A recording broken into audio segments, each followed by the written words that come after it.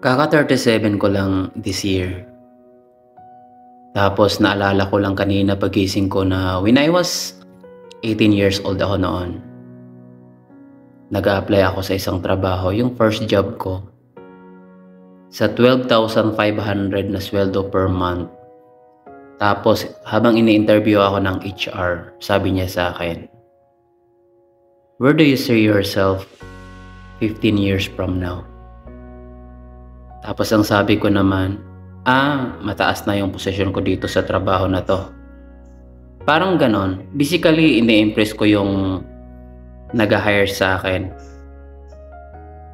Parang yung life ko ay nakapalibot na dun sa trabaho na yon. Kasi effective daw na 80% chances na matatanggap ka sa trabaho. Well, I guess parang siguro influence yun ng mga research ko na dapat ganun yung mga sagutan sa interview. Na matatanggap ka sa trabaho. Tapos ngayon, naiisip ko kanina pagising ko, nandito na ako sa 15 years na future ng sarili ko. Ito na yung 15 years future ng 18 years old na sarili ko noon. Tapos, sobrang random lang kasi ang tahimik ng lugar. Andito ako sa malayong lugar sa Middle East. Napalibutan ng malawak na disyerto, puro buhangin, malalaking mga building, iba't ibang mga uri ng mga tao. Napalibutan ka ng mga date trees.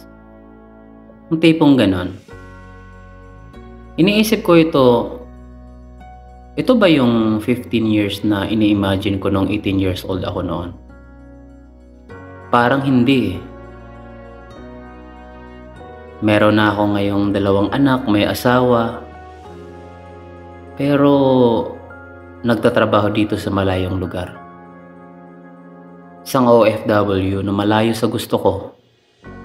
Minsan naman pinangarap kong maging isang OFW na sana makasakay ako ng eroplano, makapagtrabaho na sa ibang lugar, ibang bansa. Pero salamat naman sa Panginoon kasi natupad yon. Pero hindi ko inakala na malalayo ako sa mahal ko sa buhay. Na sana lagi kaming magkasama ng aking pamilya, ng aking mga anak. Kaya naisip ko na parang minsan nire-restrict ba tayo na madalas ng mga limitation na mga gusto nating gawin? Hanggang doon lang ba talaga yung gusto mong mangyari o gusto nating mangyari sa buhay? Tinatanong ko yung sarili ko ngayon at isali mo na rin yung sarili mo. Ano bang gusto nating mangyari 15 years from now? Kasi baka mas maganda pa dyan yung mapupuntahan natin or mapupuntahan mo. Kasi baka mas malayo pa yung mararating natin or mararating mo. Kasi itong lahat ng mga nangyari natin sa buhay ko ngayon, hindi natin ini-expect eh. Wala akong ini-expect dito pero darating at darating na yung mga pagkakataon na para saan ka talaga. Mapupunta ka talaga sa isang sitwasyon kung saan na kailangan ka. Kung saan mas mapapaganda yung buhay natin or mapapaganda yung buhay mo. Basta tuloy lang tayo. From 18 years old, sinasabi kong tad-tad tayo sa trabaho para sa 12,500 na sweldo per month na minsan hindi pa natin buo makukuha dahil marami pang mga kaltas-kaltas. Sa per cut-off ng 3,500, masaya na ako na umabot ng 4,000 per quincenas. Na ngayon masasabi kong mas may maayos na sahod pero ang isa doon ay malayo sa pamilya. o mahal ko sa buhay. Malayo pa pero marami tayong mapupuntahang mga lugar. Marami pa tayong mga pangarap na hindi pa tapos. Pero kung tatanungin ako ulit ngayon kung saan ko makikita ang sarili ko 15 years from now, malayo na siya sa mga personal na gusto ko. Masasabi kong more on family na talaga siya. Sana by then, napalaki ko yung mga anak ko ng maayos. Sana by then, nagre-relax or nag-chill na lang kami ng asawa ko sa bahay namin. Napupuntahan na namin yung mga gusto naming puntahan on weekends kapag libre yung mga bata from school. Yung mga ganon, kasi yun na eh. More on experience na hindi na material na bagay. Kasi habang tumatanda or tumataas na yung figure ng edad natin, naging limited na lang yung time, yung pananatili natin sa mundo ay limited na rin. Pero di ko sinasabing yung mga pangarap natin ay hindi natin ipagpatuloy.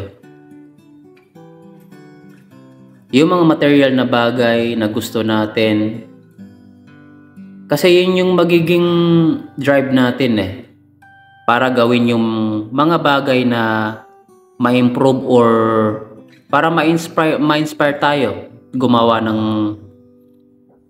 mga pangarap. Isang bagay na talagang may makukuha tayong aral. Kung material na bagay yung goal mo or yung goal natin, ituloy mo lang. Kasi pag nakuha nyo na yan or napuntahan nyo na yung lugar na yan, panigurado, mag-iiba na naman ulit yung goal mo or yung goal natin. Or ma-experience nyo yung next na another material thing na ulit. Pero, dire-diretso lang sa pangarap, mga tol. Tandaan natin na hindi matatapos ang isang pangarap. Hindi matatapos ang isang pangarap. Kaya sinasabi ko lang to kung sa feeling mo lost ka ngayon sa career mo or broke ka with money, especially with financial needs. Kung feeling mo lost ka ngayon sa buhay mo, huwag kang mag-alala kasi baka hindi pa naman yung final stop mo eh. Baka may mga hindi ka pa na-imagine na bagay at mga lugar na napupuntahan o mga posisyon na matatanggap sa trabaho na para makakabuti para sa'yo. Huwag kang mag-alala na hindi mo pa rin nadidiscover sa sarili mo kasi lahat ng to lahat ng mga nangyayari sa buhay ko, hindi ko naman ini-imagine to eh. Dumating na lang siya ng kusa. So baka may darating din sa'yo na maganda. Sabi ko nga, life is a long journey. It doesn't mean na huminto ka sa biyahe na yon ay hinto ka na. May specific place na para talaga sa'yo sa lugar na gusto mong pupuntahan.